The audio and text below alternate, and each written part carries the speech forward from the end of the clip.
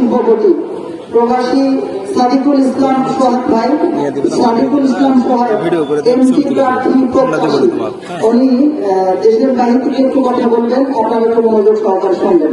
যেভাবে কথা বলছেন সাদিকুল ইসলাম সোহাগ ভাই।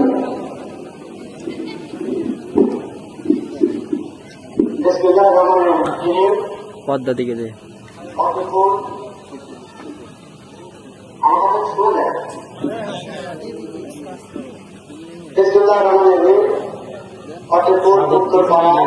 কেন্দ্রীয় জামে মসজিদে উন্নয়ন প্রকল্পে আয়োজিত আজকের এই কাছে উন্নয়ন মাহফিলে সম্মানিত সভাপতি, উপস্থিত আমন্ত্রিত অন্যান্য অতিথিবৃন্দ, আমন্ত্রিত ওলামায়ে অত্র এলাকার দিনদার পদত্যাগ ধর্মপ্রাণ মুসলমানবৃন্দ, পর্যায়ে আমার মা বোনেরা, সকলের প্রতি রইল আমার ব্যক্তিগত পক্ষ থেকে সালাম ও শুভেচ্ছা।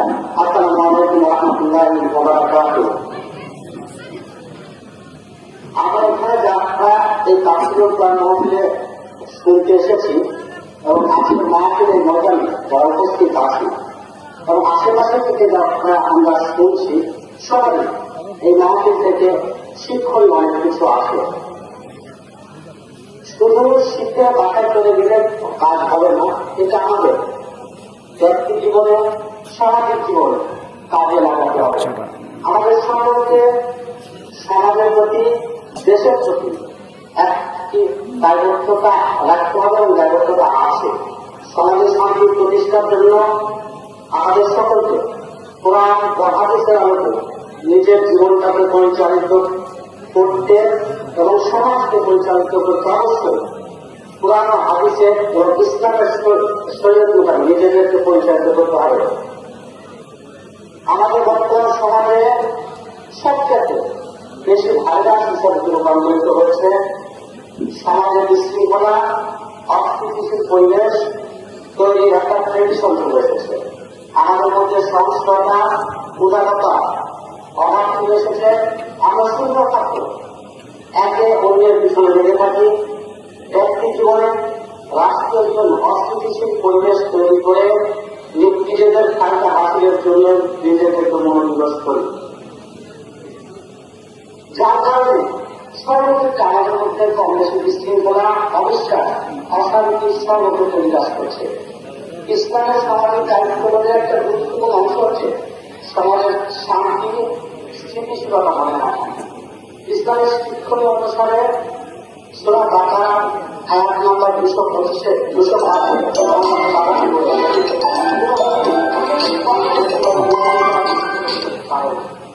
এবং বিশৃঙ্খলা সৃষ্টি করবে। নিশ্চয় আল্লাহ বিশৃঙ্খলা সৃষ্টিকারীকে পছন্দ করে না। এই আয়াতের মাধ্যমে আমরা একটা জিনিস বুঝতে পারি, সমাজের শান্তি শৃঙ্খলা বজায় রাখার জন্য আমাদের প্রতিটা মানুষের দায়িত্ব রয়েছে।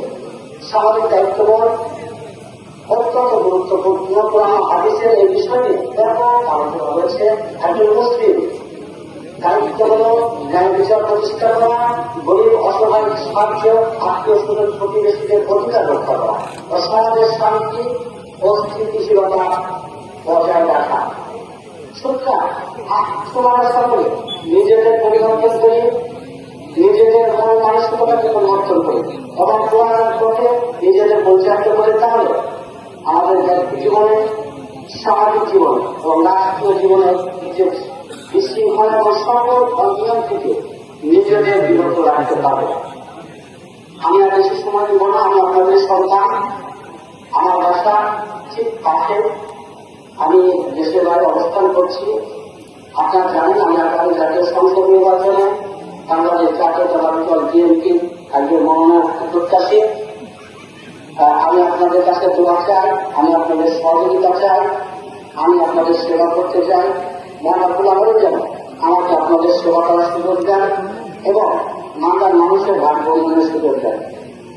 সে সাথে এই মাদ্রাসা উন্নয়ন করতে আমি আমার ব্যক্তিগত তহবিল থেকে নগদ রমজান ৩,০০০ টাকা অনুদান ঘোষণা করছি। সকলকে অসংখ্য ধন্যবাদ। সকলে ভালো থাকবেন। আসসালামু আলাইকুম ওয়া রাহমাতুল্লাহি ওয়া বারাকাতুহু।